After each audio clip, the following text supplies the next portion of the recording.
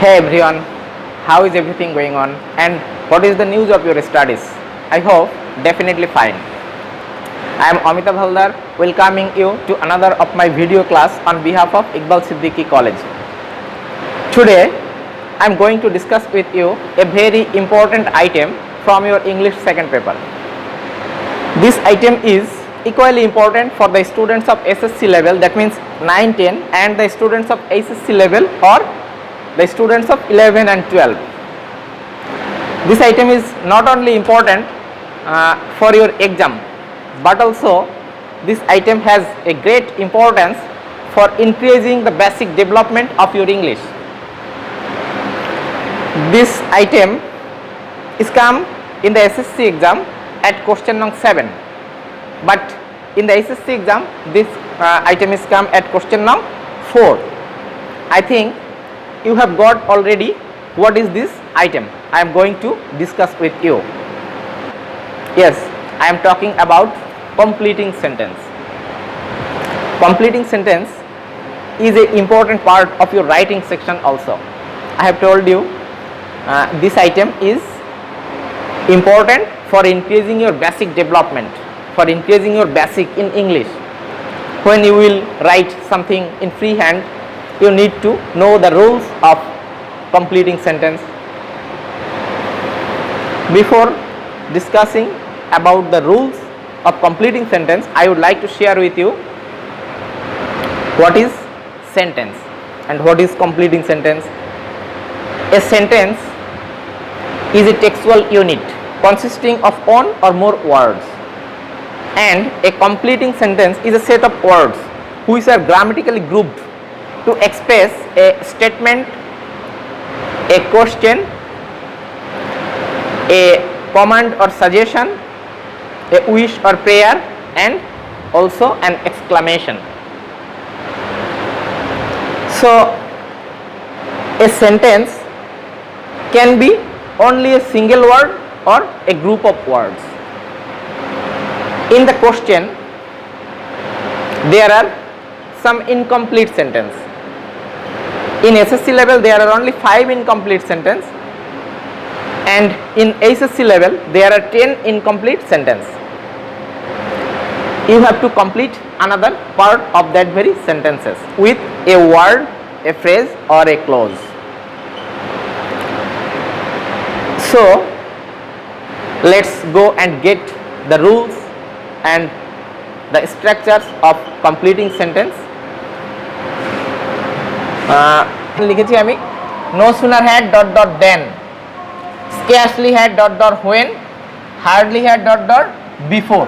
এইটা হচ্ছে ক্লু, মানে এইগুলো যদি তোমার ওই যে ইনকমপ্লিট ওয়ান বা ইনকমপ্লিট সেন্টেন্সের ভিতরে এই অংশগুলো দেওয়া থাকে, তাহলে তুমি এর পরে কি করবা, এর পরে তোমার গ্যাপ থাকবে, এর পরে সেন্টেন্স কমপ্লিট করার জন্য দেওয়া থাকবে। যেমন এখানে দেখো 1 নম্বরে আছে no sooner had I seen him then, এই অংশটা তোমার পরীক্ষায় গ্যাপ থাকবে, এইটা আন্ডারলাইন করেছি যেটা।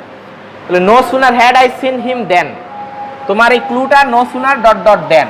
তাহলে তুমি এর পরের অংশে কি লিখবে, এখানে দেখো subject plus V2 plus object. তাহলে এখানে যে তিনটা স্ট্রাকচার, এই তিনটা স্ট্রাকচারই একই স্ট্রাকচারে যাবে। শুধু মনে রাখতে হবে no sooner had dot dot then, যদি আগের অংশে গ্যাপ থাকে সেই ক্ষেত্রে এটা একটু মনে রাখা জরুরি। Scarcely had when, hardly had before, তবে এই হোয়েন আর বিফোর এটা রিপ্লেস হয় অনেক সময়। স্ক্যারসলি হ্যাডের পরে বিফোর বসে, আবার হার্ডলি হ্যাডের পরে হোয়েনও বসে, এরকম এটা এক্সচেঞ্জ হতে পারে বা ইন্টারচেঞ্জ। একটু খেয়াল করো, আমাদের প্রশ্নে দেওয়া আছে এই অংশটা no sooner had I seen him then, এগুলো সবই একই রকম অর্থ প্রকাশ করে, ভার্বের উপরে ডিপেন্ড করে অর্থ প্রকাশ করে। তবে অর্থটা আসে এরকম যে দেখতে না দেখতেই, মানে এখানে সিন আছে এই জন্য হবে দেখতে না দেখতেই বা দেখা মাত্রই, তাকে দেখার পরপরই, তাকে যখনই দেখলাম তার পরপরই, এরকম অর্থ প্রকাশ করে। তাহলে আমার এখানে যে অর্থটা দিচ্ছে সেটা হচ্ছে no sooner had I seen him then, যেই মাত্র তাকে আমি দেখলাম তারপরে, দেনের পরে আমি যদি ইনকমপ্লিট আছে এখানে আমি লিখবো পাস্ট ইনডেফিনিট টেন্স। যদি পাস্ট ইনডেফিনিট মনে না রাখতে পারো তাহলে শুধু মনে রাখবো সাবজেক্ট পরে V2 প্লাস অবজেক্ট, সাবজেক্ট পরে V2 প্লাস অবজেক্ট। তাহলে no sooner had I seen him then I came to, ওই he came to me, I went to him হতে পারতো, no sooner had I seen him then I went to him, তাকে দেখতে না দেখতেই বা দেখা মাত্রই আমি তার কাছে গিয়েছিলাম। অথবা এখানে আমি লিখেছি যে হি কেম টু মি, তাকে আমি দেখলাম, তারপর পরে কি হলো, হি কেম টু মি, সে আমার কাছে এসেছিল। পরের স্ট্রাকচারগুলো সব একই, এই অংশটা ফাঁকা থাকবে, এই সেই পাস্ট ইনডেফিনিটের অংশটা ফাঁকা থাকবে। জাস্ট খেয়াল করো, scarcely had I reached the station when, স্টেশনে আমি পৌঁছতে না পৌঁছতে কি হলো, the train left, the train left.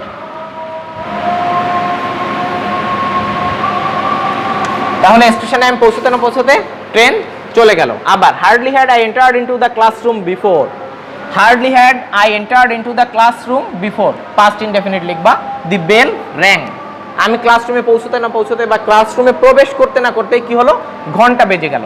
একটা জিনিস খেয়াল করো, তোমাদের এই যে ক্লুগুলো এখানে দিয়েছিলাম, অনেক সময় এই জায়গা থেকেও গ্যাপ থাকতে পারে। তোমার প্রশ্নপত্রে দেওয়া আছে hardly had I entered into the classroom, এইখান থেকে গ্যাপ আছে, তাহলে কি করবা, এখান থেকে যদি গ্যাপ ধরা হয় তাহলে তোমাকে এই বিফোর বসাতে হবে। একই রকম ভাবে ওই নো সুনার হ্যাড স্কার্সলি হ্যাডের জায়গায় আগের ওয়ার্ড থেকে যদি গ্যাপ থাকে তাহলে এখানে দেন, এখানে হোয়েন, এখানে বিফোর, এইভাবে তোমার এগুলো একটু মনে রাখতে হবে। তাহলে এই 3 নাম্বার নিয়মটাই চলে দাও। 3 নাম্বার নিয়মটা হচ্ছে, দেখো এখানে এই যে সেই ক্লুটা, মানে যেটা দেখে 3 নাম্বার এখানে সংক্ষেপে যেটা লিখেছি এটা হচ্ছে ক্লু, যেটা দেখে তুমি ডিফাইন করবা সেন্টেন্সটা তুমি কিভাবে শেষ করতে যাচ্ছ। তাহলে তোমার যে গিভেন ইনকমপ্লিট সেন্টেন্স, ওইখানে যদি অ্যাজ ইফ বা অ্যাজ দো বা উইশ থাকে, একটু মনে রাখো, অ্যাজ ইফ অ্যাজ দো বা উইশ মানে গ্যাপের আগে, যেখান থেকে গ্যাপটা স্টার্ট হলো তার আগে যদি অ্যাজ ইফ অ্যাজ দো বা উইশ থাকে, এগুলাকে ক্লজ মেকার বলা হয়। মানে এই অ্যাজ ইফ অ্যাজ দো এগুলোকে ক্লজ মেকার, এগুলো দিয়ে ক্লজ জোড়ানো হয় বা তৈরি করা হয় সেন্টেন্স। দেখো এখানে আছে he talks as if, he talks as if, এরপর এই অংশটা পরীক্ষার খাতায় গ্যাপ আছে, এটা গ্যাপ। আবার হি স্পোক অ্যাজ ইফ, এই অংশটা সেই গ্যাপ। তাহলে আমি কিভাবে করব এটা, অ্যাজ ইফ বা অ্যাজ দো মানে আমি তোমাদের সাথে কানেক্টরসের ক্লাসে ডিসকাস করেছিলাম যে অ্যাজ ইফ বা অ্যাজ দো মানে হচ্ছে যেন, যেন। তাহলে হি টক্স এখানে আছে ভার্বের প্রেজেন্ট ফর্ম, পরেরটা আবার দেখো আছে পাস্ট ফর্ম। তাহলে অ্যাজ ইফ বা অ্যাজ দোর আগে যদি প্রেজেন্ট টেন্স থাকে, অ্যাজ দো বা অ্যাজ ইফ সেন্টেন্সের মাঝখানে বসে দুইটা সেন্টেন্সকে যুক্ত করে, এটার আগের অংশে যদি প্রেজেন্ট টেন্স থাকে তাহলে পরের অংশে তুমি পাস্ট ইনডেফিনিট টেন্স লিখবা।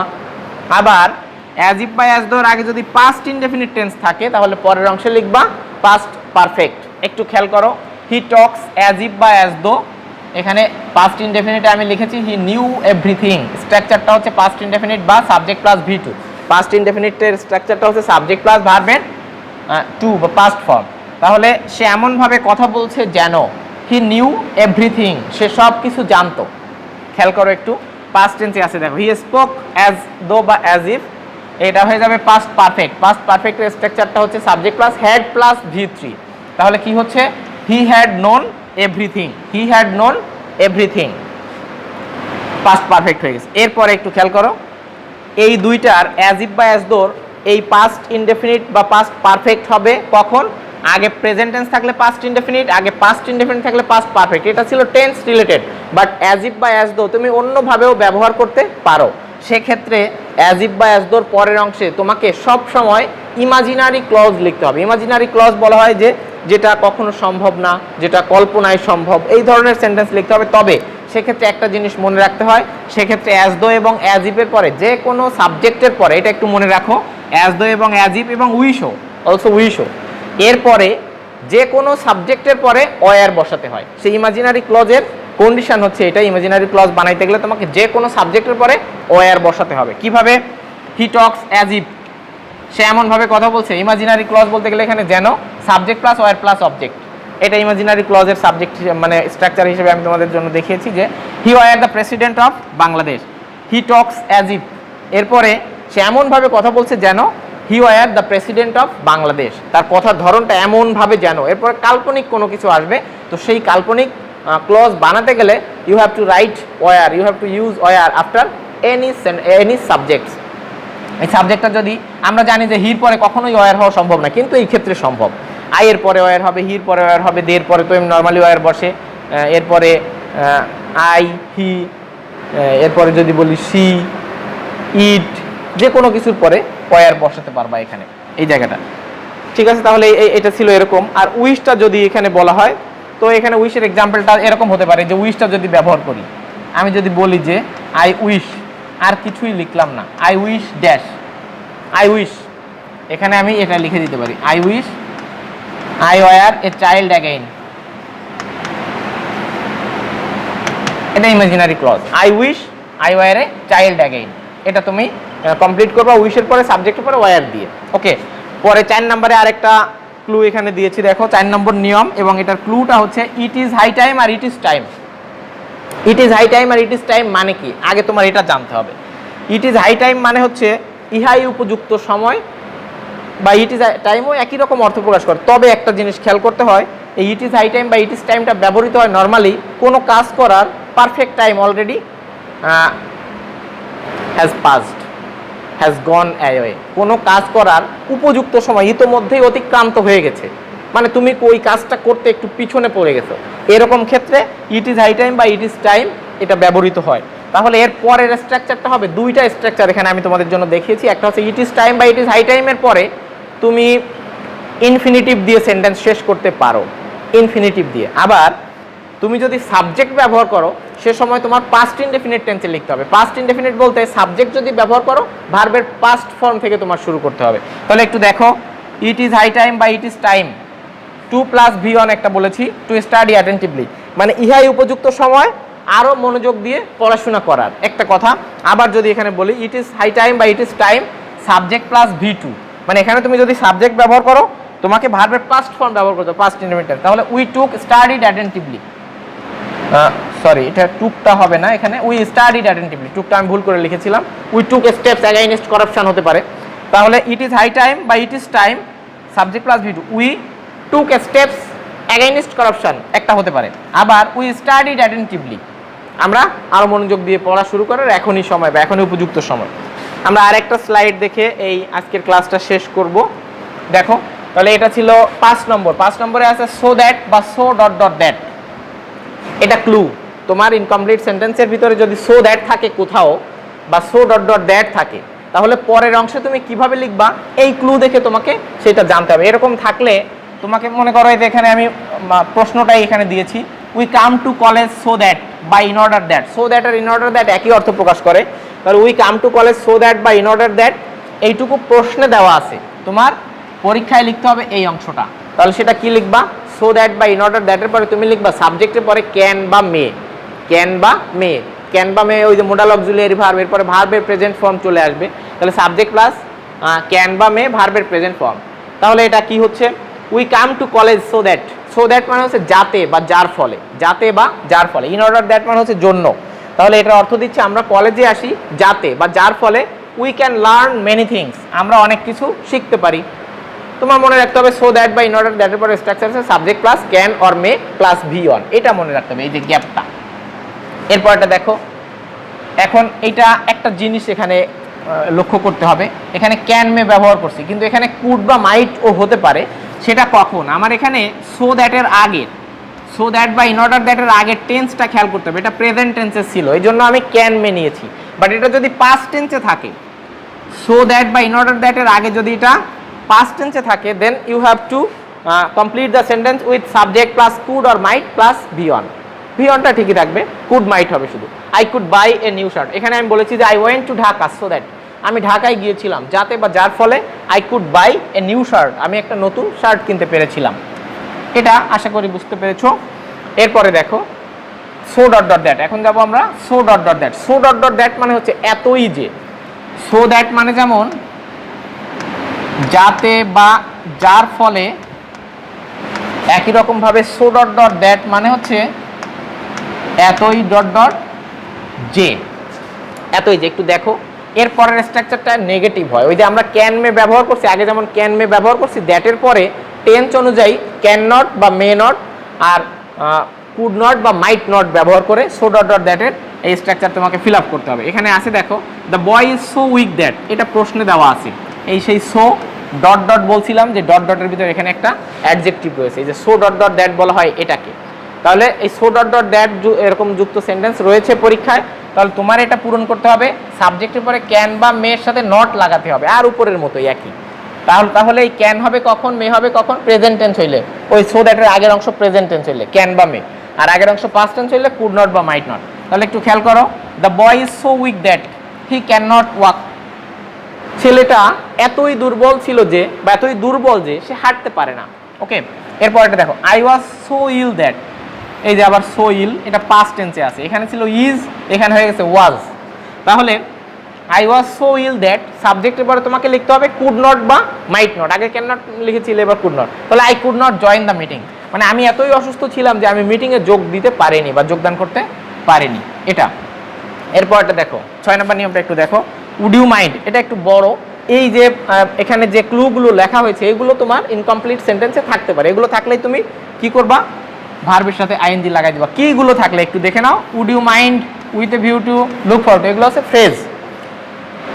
Would you mind, with a view to, look forward to, get use to, can not help, could not help, devoted to, prefer to, addicted to. এরপরে বি ইউজ টু, এই be এখানে বলা হয়েছে, B মানে হচ্ছে be verb. Be verb বলতে তোমরা যেগুলো জানো, অ্যাম ইজ আর ওয়াজ আর।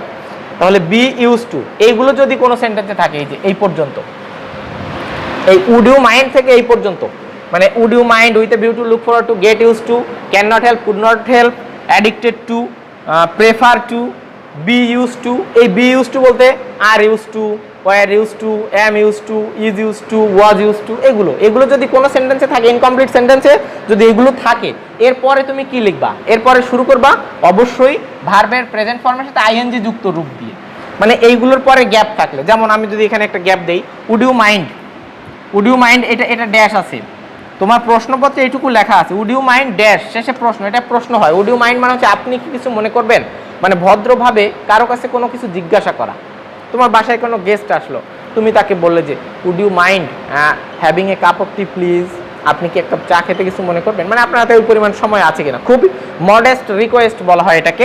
তাহলে উড ইউ মাইন্ড, এরপরে আমি গ্যাপ দিয়ে প্রশ্ন দেওয়া আছে এখানে, আমি গ্যাপে এখানে লিখবো ওপেনিং দ্য উইন্ডো, আমি লিখলাম would you mind, would you mind not smoking here, এ ধরনের। Would you mind opening at page number এত, মানে আপনি কি কিছু মনে করবেন, এইভাবেই আর কি। এটা হলে যে এখানে ভার্বের সাথে আইএনজি দিয়ে শেষে তোমার প্রশ্নটা দিতে হয়, মডেস্ট রিকোয়েস্ট বা মডেস্ট আস্ক সামথিং, এটা আর কি। I go to library with a view two, with a view two মানে কি, উইথ এ ভিউ টু মানে হচ্ছে লক্ষ্যে বা উদ্দেশ্যে, এটা একটা ফ্রেজ। টু রিলেটেড যত নিয়ম আছে, ভার্বের নিয়মের সময় তোমরা দেখেছো বা এরপরে ভার্বের ক্লাস নিলে দেখবা, আগে আমি ওখানে অডিও ক্লাস দিয়েছিলাম, ভিডিও ধারণ করে অডিও ভার্বের যে ক্লাসটা, ওখানে তোমরা দেখেছো যে এই যে উইথ এ ভিউ টু, একদম প্রথমে আমি রেখেছিলাম এই নিয়মটা।